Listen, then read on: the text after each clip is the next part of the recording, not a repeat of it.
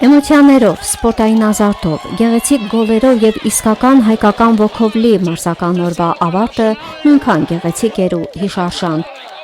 Շամյանի գավաթ 3 ամենամյա ֆուտբոլային մրցաշարում առաջին տեղը զբաղեցնում է Հայ Պարիս, երկրորդը Վերինշեն եւ երրորդը Գյուլիստան ֆուտբոլային թիմերը,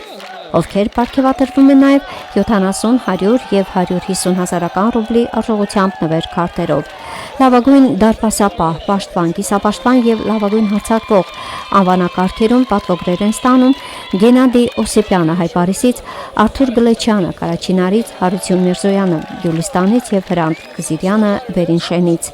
Մրցաշարի բոլոր 8 թիմերն ու մասնակիցներն արժանանում են անվանական մրցանակների ու պատվոգրերի, իսկ Շահմյանի մինի-ֆուտբոլի հավաքականը ստանում է հատուկ մրցանակ ցեղասպանության զոհերի հիշատակին նվիրված ֆուտբոլի առաջնությունում մասնակցության համար։